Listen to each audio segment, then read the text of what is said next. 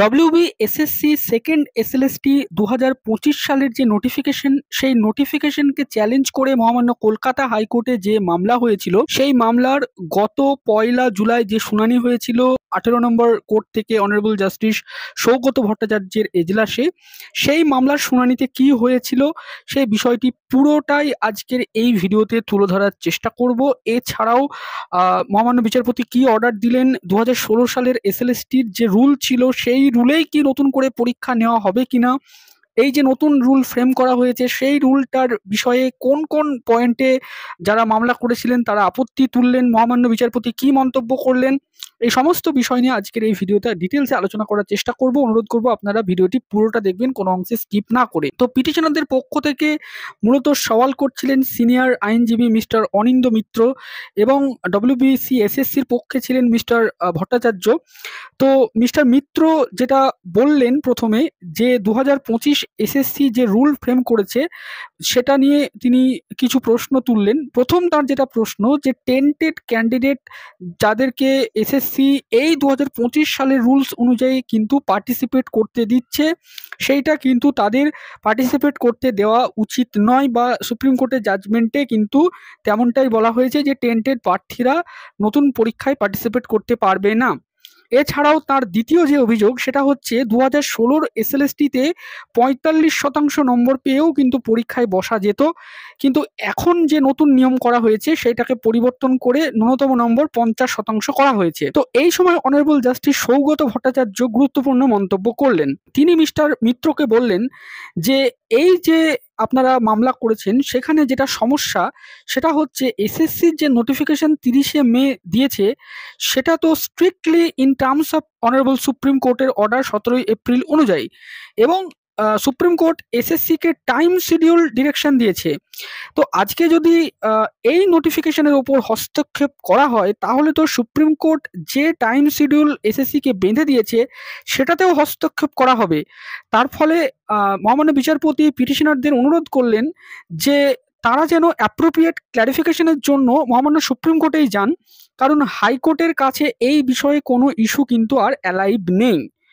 এই সময় আইনজীবী মিস্টার মিত্র বললেন যে মাই লর্ড, সুপ্রিম কোর্টের অর্ডারের মডিফিকেশন অথবা ক্ল্যারিফিকেশন তারা চাইছেন না। তারা যেটা চাইছেন যে এসএসসির যে নতুন রুল এসএসসি তৈরি করেছে সেই রুলে গুরুত্বপূর্ণ 3টি প্রশ্ন থাকছে, সেই প্রশ্নগুলো নিয়ে তারা কোর্টের কাছে মামলা করেছেন এবং সেই বিষয়ে কোর্টের কাছে জুডিশিয়াল পাওয়ার রয়েছে এই বিষয়ের ওপর কোনো অর্ডার দেওয়ার, এবং অনারেবল কোর্ট যে অর্ডার এসএসসিকে দিয়েছেন সেটাকে কোনোভাবে পাশ কাটিয়ে এসএসসি নতুন কিছু রুল অথবা আইন সেটাকে আনতে পারে না, এই বিষয়টাও কিন্তু তুলে ধরার চেষ্টা করছিলেন আইনজীবী মিস্টার মিত্র।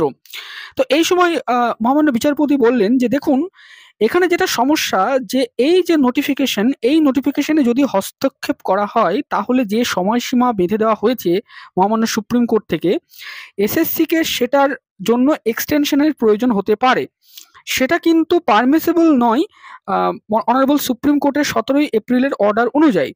তো এই সময় আইনজীবী বললেন যে মাই লর্ড, আমরা সেটা চাইছি না, কিন্তু এসএসসি যে রুল তৈরি করেছে তার 3টি পয়েন্ট নিয়ে অবশ্যই জুডিশিয়াল পাওয়ার প্রয়োগ করা যায়।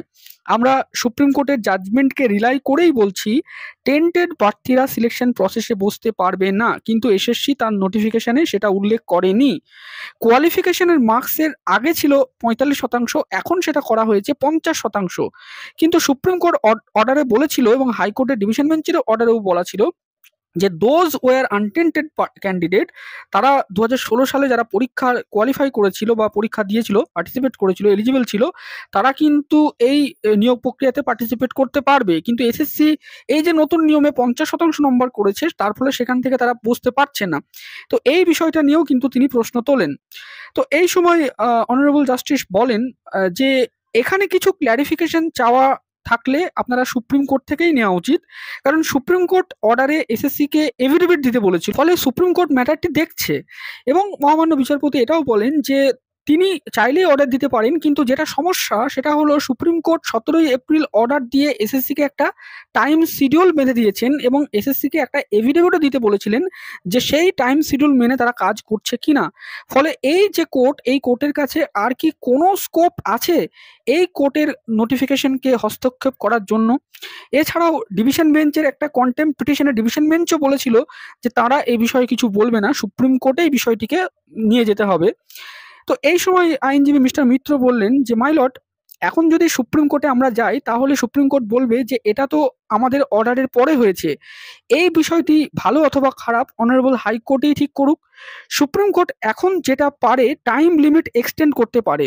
লর্ডশিপ, প্লিজ আপনি এই বিষয়টা নিয়ে একটা অর্ডার দিন যে এই যে আমরা অ্যাপ্লিকেশনটা করেছি সেখানে আমরা যে অভিযোগগুলো তুলেছি যে এসএসসির যে নতুন রুলস সেই রুলে এই সমস্যা রয়েছে, তো সেই সমস্যার কথা উল্লেখ করে আপনি বলুন যে এসএসসি সেগুলোকে রেকটিফাই করুক এবং যদি সেটাকে সময় মতো রেকটিফাই করতে না পারে তাহলে তারা সুপ্রিম কোর্টে সময় চাইতে পারে। তো মহামান্য বিচারপতি এই সময় বললেন যে দেখুন, এটা কিন্তু একটা হিউজ প্রসেস এবং 1লা জুন থেকে শুরু হয়েছে এই প্রসেসটা এবং 31 ডিসেম্বর পর্যন্ত এই প্রসেসটা চলবে। এখন যদি এই নোটিফিকেশনে হস্তক্ষেপ করা হয় তাহলে অথরিটির টাইম এক্সটেনশনের প্রয়োজন পড়তে পারে। এখন আপনারা যেটা বলছেন যে সুপ্রিম কোর্টে টাইম এক্সটেনশনের জন্য লিভ গ্র্যান্ট করতে, তো তাহলে তো আপনারা সুপ্রিম কোর্টে গিয়েই ফার্দার ক্লারিফিকেশনটা নিলে ভালো হয়। তো সেই সময় আইনজীবী বললেন যে মাই লর্ড, যদি কোর্ট এটা মনে করে যে এসএসসির রুলের কিছু অংশ সুপ্রিম কোর্টের অর্ডারকে ভায়োলেট করছে তাহলে কোর্ট বলতে পারে যে এসএসসি মিস্টেককে রেকটিফাই করে এবং রুল মেনে সুপ্রিম কোর্টের অর্ডার মেনে তারা সময় মতো কাজ করবে। যদি সেটা না করতে পারে তাহলে সুপ্রিম কোর্টে গিয়ে তারা সময় চাইতে পারবে। এই সময় মহামান্য বিচারপতি এসএসসির আইনজীবীকে প্রশ্ন করলেন যে কেন তারা টেন্টেড প্রার্থীদেরকে বসতে দিচ্ছে। সুপ্রিম কোর্ট যেখানে বলেছে টেন্টেড প্রার্থীদেরকে বসতে দেওয়া যাবে না, তো তারপরেও তারা কেন 30 মে নোটিফিকেশনে এই ধরনের কোনো প্রভিশন রাখলো না যে টেন্টেড প্রার্থীরা বসতে পারবে না। তো এই সময় এসএসসির আইনজীবী তিনি বললেন, তিনি নোটিফিকেশনটি দেখাতে চাইলেন। তখন মহামান্য বিচারপতি বললেন এসএসসির আইনজীবীকে যে দেখুন, আমি চাইলেই বলতে পারি যে এসএসসির নোটিফিকেশনে এই ভুল রয়েছে বা এই বিষয়গুলো সঠিক নয় এবং আমি লিভ গ্র্যান্ট করতে পারি আপনাদের টাইম এক্সটেনশনের জন্য, কিন্তু আপনারা বলুন যে টেন্টেড প্রার্থীরা কেন পরীক্ষায় বসতে পারছে। তো এসএসসির আইনজীবী তখন বললেন যে মাই লর্ড, আমরা যা বলার নেক্সট ডেটে অর্থাৎ এই সংক্রান্ত আরও কিছু মামলা যেহেতু নেক্সট মন্ডে অর্থাৎ 7 জুলাই রয়েছে আমরা সেই দিনই বলবো। এবং তিনি এটাও বললেন যে আমি এটা বলছি কিন্তু এটা সাবমিট বা এটাকে সাবমিশন হিসেবে যাতে না ধরা হয়, কিন্তু আমি বলছি যে এসএসসি যা কাজ করেছে সেটা কিন্তু স্ট্রিক্টলি সুপ্রিম কোর্টের অর্ডার মেনেই করেছে। মহামান্য বিচারপতি তখন এসএসসিকে বললেন যে ঠিক আছে, আপনারা তাহলে নেক্সট ডেটে কিন্তু এই সমস্ত প্রশ্নগুলোর উত্তর দেবেন যে কেন টেন্টেড প্রার্থীরা পরীক্ষায় বসতে পারছে বা আরও যে অভিযোগগুলো তুলেছেন মিস্টার মিত্ররা অর্থাৎ পিটিশনারদের আইনজীবীরা সেই সমস্ত অভিযোগের ব্যাপারে এসএসসি স্ট্যান্ড কি।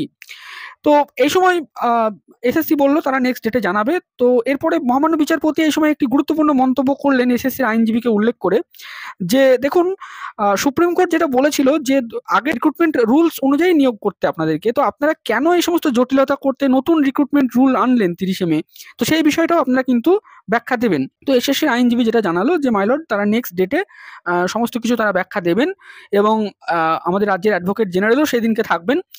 তো এই সময় মহামান্য বিচারপতি যে অর্ডারটি দিলেন সেটা খুব ছোট্ট অর্ডার, এখানে কোনো এসএসসিকে নির্দেশ অ্যাজ সাচ দেওয়া হলো না, তাদেরকে বলা হলো নেক্সট ডেটে অ্যাপিয়ারিং হতে এবং এই যে বিষয়গুলো নিয়ে প্রশ্ন উঠেছে সেই প্রশ্নের উত্তর তারা সেদিনকে দেবে এবং এই মামলাটিকে 7 জুলাই 2025 সালে অন্যান্য মামলা যেগুলো এই রিলেটেড মামলা ফিক্সড করা হয়েছে হিয়ারিংয়ের জন্য সেই দিনকে রাখা হলো।